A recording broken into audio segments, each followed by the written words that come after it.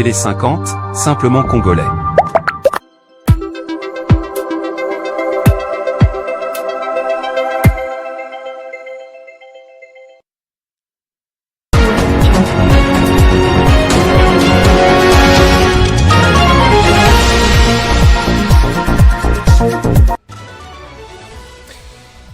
Interrompu depuis quelques mois, le trafic entre la province du Tanganyika et la ville d'Uvira dans le sud Kivu vient de reprendre. Le communiqué du gouverneur de Tanganyika précise que même la voie maritime est désormais ouverte. La ville de Kinshasa annonce la fermeture prochaine de toutes les morgues non conformes et des poursuites judiciaires contre leurs responsables.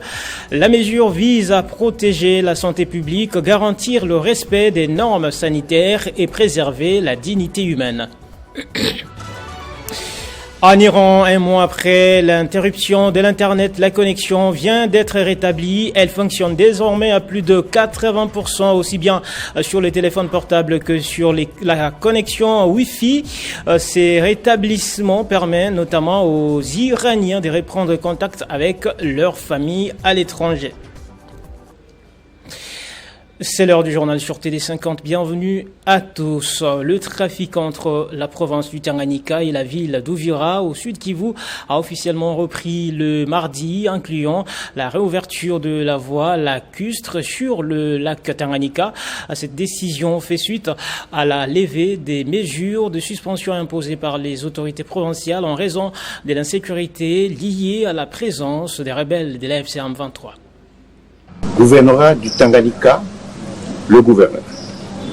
Communiqué officiel numéro 10, bar CAB, bar GOUV, -TANG, bar 001, bar CKM, bar 2026. À l'adresse des services étatiques tous, opérateurs économiques tous, à la population de la ville de Kalemi et des territoires de la province du Tanganyika. Dans le cadre de la restauration progressive de l'autorité de l'État, ordonnée par le gouvernement de la République démocratique du Congo, et la reprise de toutes les activités économiques ainsi que les mouvements migratoires transfrontaliers, interrompus depuis quelques mois en raison des impératifs sécuritaires. Le trafic lacustre entre la ville d'Uvira et de Kalemi et vice-versa reprend, comme par le passé, à dater de la signature du présent communiqué. Restons dans cette même partie du pays. En plus des tueries des civils, les dégâts matériels sont aussi énormes. Constat amer après le retrait des rebelles de l'AFC M23 de la ville d'Uvira. Les forces armées de la République démocratique du Congo font état des pillages systématiques et saccages des établissements publics par les rebelles. Des effets militaires et des armes de guerre ont été abandonnés par l'ennemi, annonce l'armée. Détail avec Martial Bendelo. Ils ont quasiment tout détruit avant de quitter la ville. Pillage systématique des établissements tant publics que privés. Le cas du port international de Kalundu, l'Office congolais de contrôle, la Direction générale des impôts et les bâtiments abritant les états-majors de FARDC et de la PNC à Uvira. Des installations informatiques et hygiéniques détruites et des effets militaires abandonnés, exposant davantage la vie des populations civiles.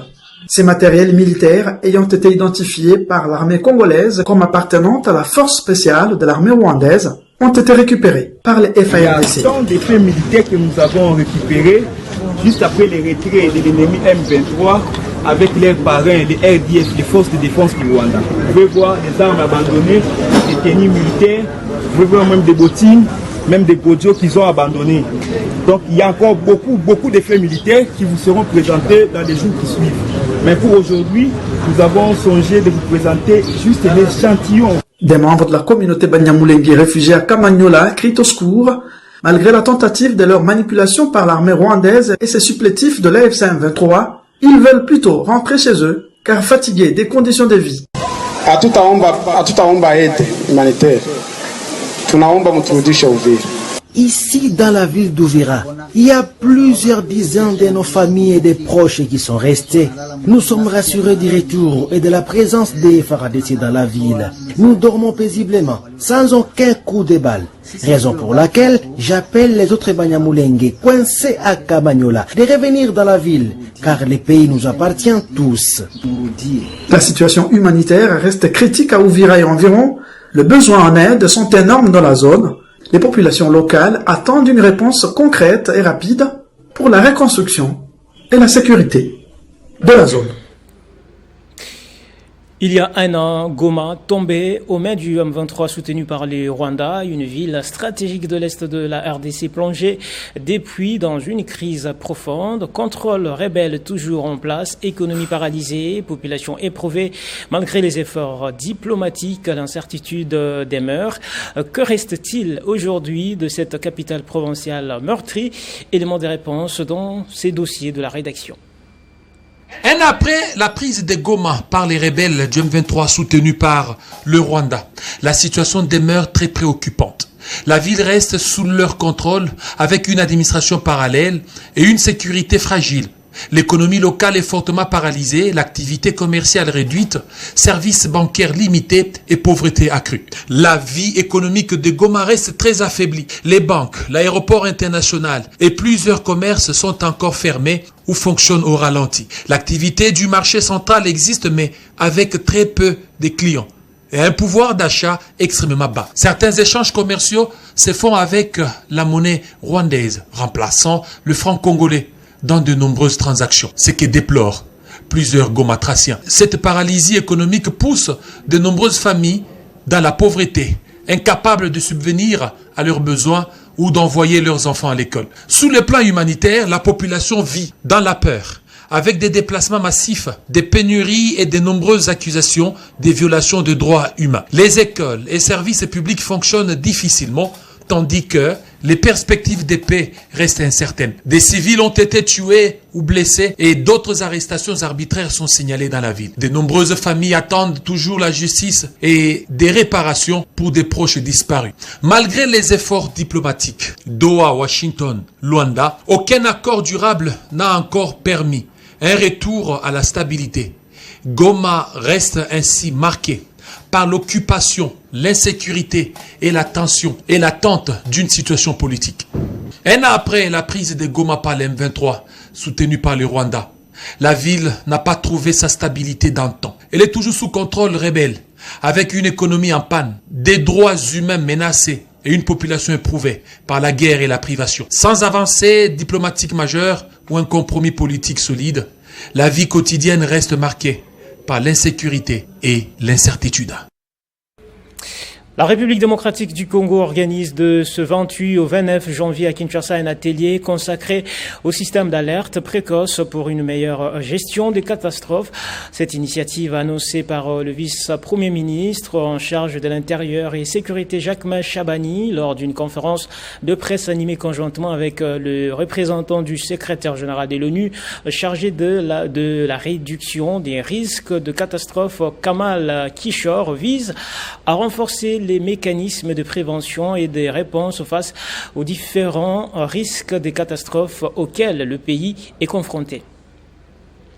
Lancée en 2022 par le secrétaire général des Nations Unies, l'initiative Early Warning for All vise à garantir que chaque personne partout dans le monde soit protégée par un système d'alerte précoce multi-LIA d'ici 2027. Sa mise en œuvre en République démocratique du Congo, pays confronté à de multiples risques climatiques, naturels et technologiques, notamment les inondations, les glissements de terrain, les épidémies constituent une étape stratégique pour renforcer la protection des populations et améliorer les capacités nationales d'anticipation et des réponses face aux catastrophes. So the event on early warning for all that we will have tomorrow will come up with a roadmap to address this issue and see how can we have an early warning system. Selon Kamal Kishor, représentant du secrétaire général des Nations Unies, ce système prendra en compte tous les types de risques ciblés et l'efficacité de ces alertes reposera sur leur compréhension et leur traduction en actions anticipatoires permettant aux autorités et aux communautés d'agir en amont afin de réduire les impacts des catastrophes VTR. Par ailleurs, le vice-premier ministre, ministre de l'Intérieur, Jacques Chabani, a souligné que la restauration de l'autorité de l'État intègre pleinement la protection des populations face au risque des catastrophes, en particulier dans les zones affectées par les conflits. En ce qui concerne le gouvernement, déjà depuis les dernières discussions au niveau international qui ont engagé la République démocratique du Congo vers la résolution de cette crise sécuritaire, la voie de la paix. Il a insisté sur les rôles centraux des collectivités, des comités de sécurité, des proximités et des communautés locales appelées à devenir des acteurs clés du système d'alerte précoce dans une approche fondée sur la prévention, la responsabilité citoyenne et la résilience durable. Lutte contre la spoliation en République démocratique du Congo, les différents ministres sectoriels, notamment de l'urbanisme, des infrastructures, de la justice et des affaires foncières, ont rencontré mardi les premiers présidents de la Cour de cassation en vue de trouver des pistes possibles pour la mise en œuvre de la loi scellée pour la transformation de la législation foncière et immobilière en République démocratique du Congo.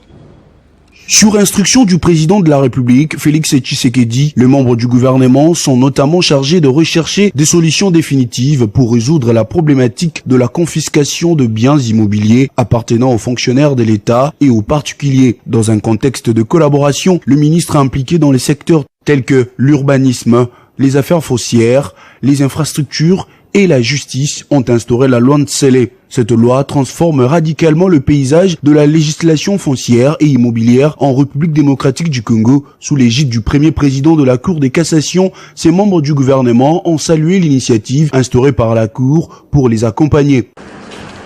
D'abord, elle a l'obligation de saisir le greffe de la juridiction qui a rendu la décision pour vérifier si la décision existe. Et j'avoue que dans la plupart des cas, la décision existe. Malheureusement, lorsqu'on a vu exécuter, et c'est l'huissier qui est poursuivi à tort. Et souvent même, le parquet fait abstraction du service qui a rendu la décision, pour ne pas parler du tribunal ou de la cour. C'est l'huissier qui est mal perçu. Occasion pour la ministre des Affaires foncières de présenter les obstacles juridiques de la loi numéro 26/062 du 30 décembre 2025 afin de combattre les phénomènes foliaux et de garantir la sécurité des propriétés foncières. Une rencontre qui a facilité l'exploration des diverses pistes, tant du point de vue de l'application de la politique gouvernementale dans la lutte contre la spoliation que sur les plans judiciaires pour traiter ces problèmes. La prochaine réunion des autorités sera axée sur les liens entre l'application de la politique, l'exécution de la loi Ntsele et les jugements qui seront rendus dans le but d'assurer la protection des citoyens sur les plans juridiques et administratifs en relation avec les propriétés appartenant à l'État congolais et aux particuliers. Lutte contre la corruption, l'impunité et le règne des intouchables. La Cour d'appel du Haut-Katanga a condamné lundi 3 hauts magistrats ainsi qu'un commerçant corrupteur à des peines de servitude pénale principale. Ils sont poursuivis, je rappelle, pour fait de corruption dans un procès de tentative de viol ayant abouti à l'aménagement de la peine en violation de la loi. La décision a été salué ici par le ministre de la Justice, Guillaume Nkefa. La ville de Kinshasa a annoncé mardi la fermeture prochaine de toutes les morgues non conformes et des poursuites judiciaires contre leurs responsables. L'annonce a été faite par le ministre provincial de la Santé, porte-parole du gouvernement provincial, Patricien Gongo. La mesure vise à protéger la santé publique, garantir le respect des normes sanitaires et prévenir la dignité humaine. La circulaire rapporte qu'une morgue ne peut être construite, ouverte ou gérée que par un hôpital dûment agréé conformément aux normes nationales.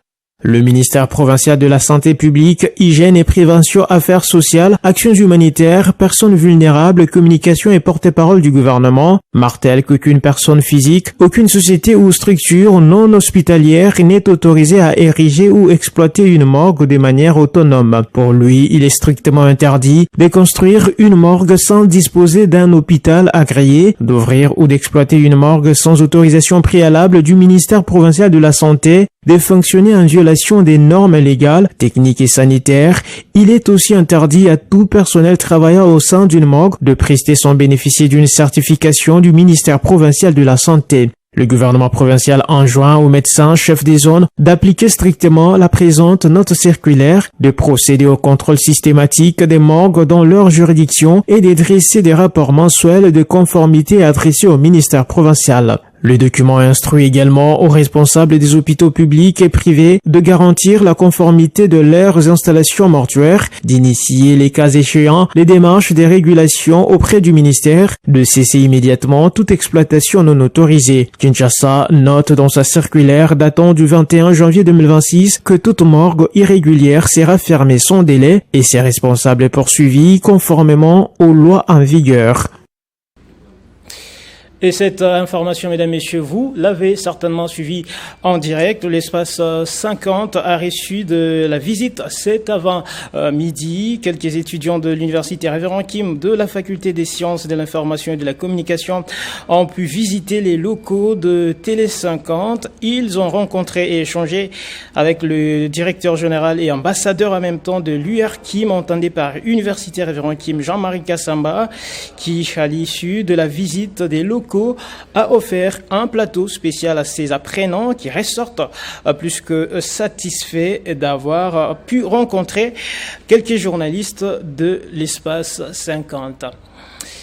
Au Lualaba, les sénateurs, les députés nationaux, provinciaux ainsi que les conseillers municipaux élus du Lualaba étaient en réunion de leur cadre de concertation. Les échanges ont porté sur les mécanismes pour sortir la province d'une crise, notamment les infrastructures et les mines. Réunis dans un cadre de concertation des élus du Lualaba sous la coordination de l'honorable président de l'Assemblée provinciale du Lualaba, Jean-Marie Kassea Chingambo, les sénateurs, députés nationaux, provinciaux ainsi que les conseillers communaux ont réfléchi le lundi 26 janvier 2026 autour d'une kyrielle des réalités qui font avancer la province à reculons. C'est notamment le non-respect de la procédure dans l'affectation des fonctionnaires de l'État dans les provinces, la levée de la limitation de l'exportation du cobalt, le manque de courtoisie dans les correspondances à adresser aux autorités provinciales. Le secteur des affaires foncières et celui des mines ne sont pas épargnés. L'honorable Alain Kantenga, député national et rapporteur du cadre de concertation des élus du Lualaba, revient sur le gros de cet entretien. Les secteurs des affaires foncières, il y a eu des problèmes qui ont embrasé la ville. Dans le secteur des mines, il y a eu beaucoup de problèmes avec la décision du ministre interdisant la commercialisation de certains produits. Vous allez comprendre que les créateurs et tant d'autres se sont soulevés pour paralyser sérieusement la ville. La province n'arrive pas à fonctionner pour que le décollage soit une réalité. Le développement et le bon fonctionnement des provinces sont conditionnés par la paix, tel que levait le chef de l'État, Félix-Antoine Tshisekedi, a-t-il ajouté. Nous avons besoin, selon l'esprit du président de la République, qui a besoin que les provinces se développent, qui a besoin de la paix dans nos provinces. Et cette paix ne peut venir que lorsque les institutions dans la province fonctionnent normalement. Nous allons, par rapport à tous ces problèmes, constituer une commission spéciale qui doit faire un déplacement du Lualaba à Kinshasa afin de rencontrer les ministères concernés pour que nous discutions afin de trouver le voie de sortie. Représenter le peuple, une des missions régaliennes de ces élus. La coordination provinciale du Lualaba de l'Union sacrée pour la nation est montée au créneau pour dénoncer les attaques répétées dirigées contre la gouverneure de province Fifi, Masuka Saini, également coordonnatrice provinciale de cette plateforme présidentielle.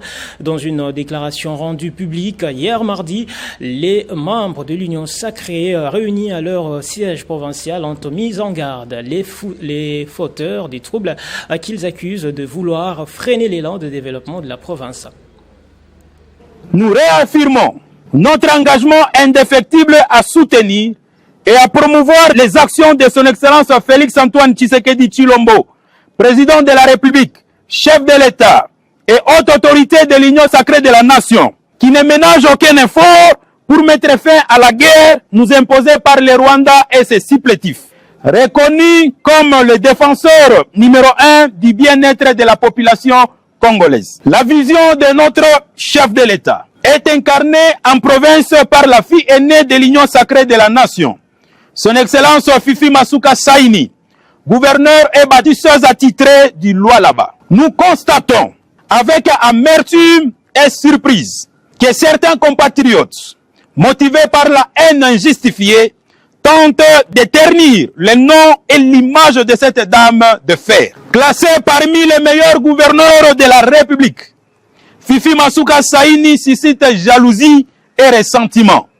Cependant, nous ne tolérons jamais qu'elle soit injustement associée à des affaires sans fondement. Son Excellence Fifi Masuka Saini, gouverneur et chef de l'exécutif du Lualaba, représente dignement le chef de l'État et le gouvernement central. Conformément aux articles 28, 63, 64 et 65 de la loi numéro 08/012 du 31 juillet 2008, portant principes fondamentaux relatifs à la libre administration de province. Nous affirmons que son Excellence Fifi Masuka Saini respecte les institutions de la République, en commençant par son Excellence Félix Tshisekedi Tshilombo, président de la République et chef de l'État, ainsi que tous les textes légaux en vigueur dans notre pays. Nous mettons en garde tous ceux qui, ennemis de la République, cherchent à déstabiliser la gestion rigoureuse et parcimonieuse du Lualaba par son Excellence Fifi Masuka Saini. Nous nous réservons le droit d'ouvrir tous les fronts pour neutraliser ceux qui tentent de troubler la paix et la stabilité de notre province. Nous nous réservons également le droit de poursuivre en justice ceux qui, sans légitimité politique, cherchent à saper les efforts de développement du Lualaba en lien avec son Excellence Fifi Masuka Saini. Nous ne tolérons pas que quiconque se permette d'accuser injustement notre leader en province, qui est un modèle de gestion exemplaire. Nous déclarons assez aux attaques injustifiées contre son Excellence Fifi Masuka Saini, gouverneur et chef de l'exécutif du Lualaba. L'actualité en dehors de nos frontières prend la direction de l'Iran, où la connexion Internet venait d'être rétablie un mois après son interruption. Elle fonctionne désormais à plus de 80%, aussi bien sur les téléphones portables que sur les connexions Wi-Fi. Les autorités avaient justifié la coupure d'Internet par des raisons de sécurité, mais aussi par la volonté d'empêcher la diffusion à l'étranger des vidéos montrant les manifestations et les violences. Selon plusieurs estimations, l'interruption du réseau a provoqué des pertes de plusieurs centaines de millions d'euros pour l'économie iranienne. Ces derniers jours d'ailleurs, les appels se sont multipliés pour un rétablissement rapide afin d'éviter des dommages économiques supplémentaires. Voilà qui nous conduit au rappel des principaux titres. Interrompu depuis quelques mois, le trafic entre la province du Tanganyika et la ville d'Uvira dans le sud Kivu vient de reprendre. Le communiqué du gouverneur de Tanganyika précise que même la voie maritime est désormais ouverte. La ville de Kinshasa annonce la fermeture prochaine de toutes les morgues non conformes et des poursuites judiciaires contre les responsables. La mesure vise à protéger la santé publique, garantir le respect des normes sanitaires et préserver la dignité humaine. En Iran, un mois après l'interruption de l'Internet, la connexion vient d'être rétablie. Elle fonctionne désormais à plus de 80% aussi bien sur les téléphones portables que sur les connexions Wi-Fi. Ces rétablissements permettent notamment aux Iraniens de reprendre contact avec leurs familles à l'étranger. Tout de suite, la chronique revue de presse.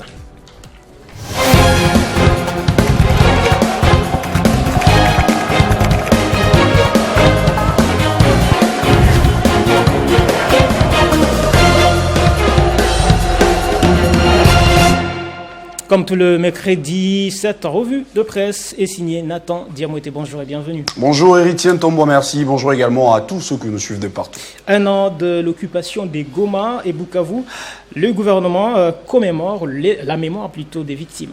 Tout à fait, Héritier Ntombo. On ouvre cette revue de presse avec le journal Info 27 qui titre, voilà, tel que vous êtes en train de le lire sur sa une. Guerre dans l'Est, le gouvernement fait de la mémoire un front national. Les tabloïds fait savoir, Héritier Ntombo, que ce n'était ni un rituel protocolaire, ni une simple cérémonie du souvenir.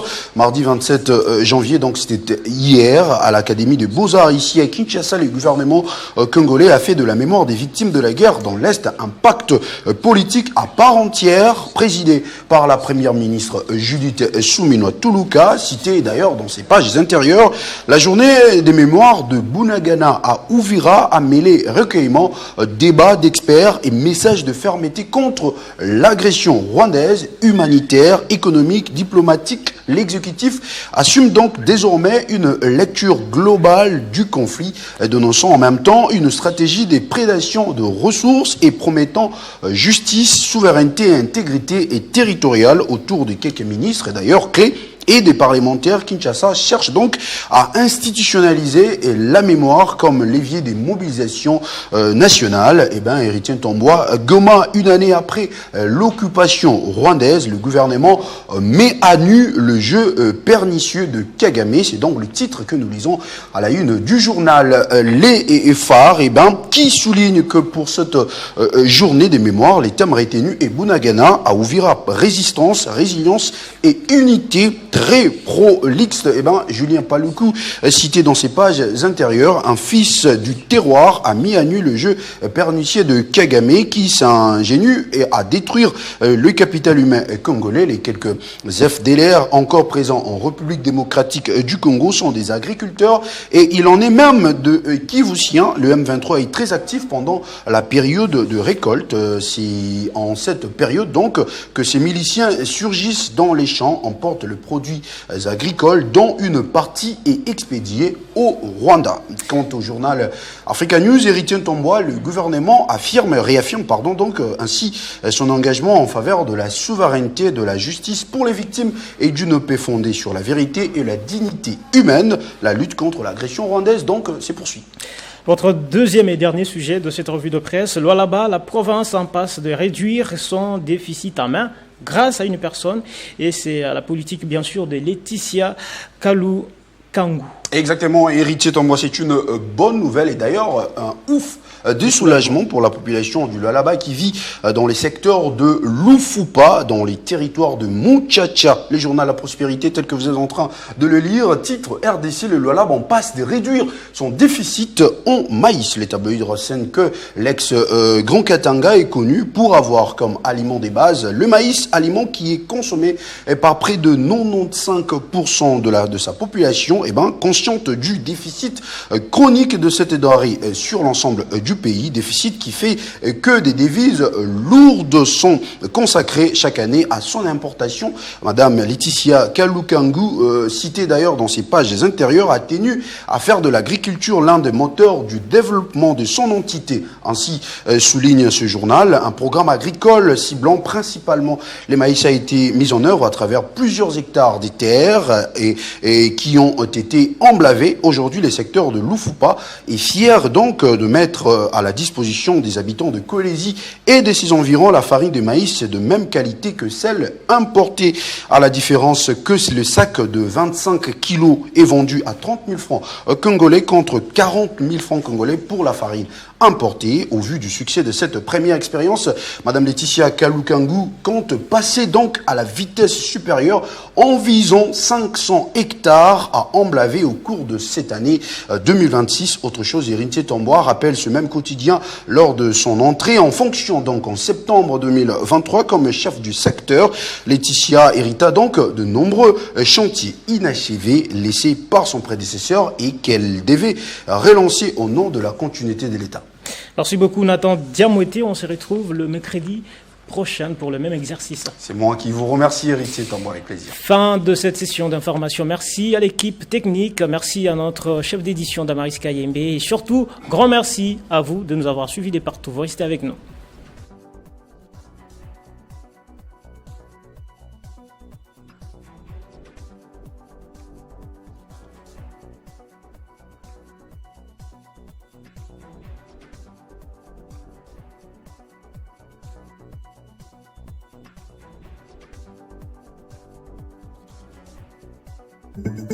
Retrouvez toute l'actualité en continu sur www.tele50.cd.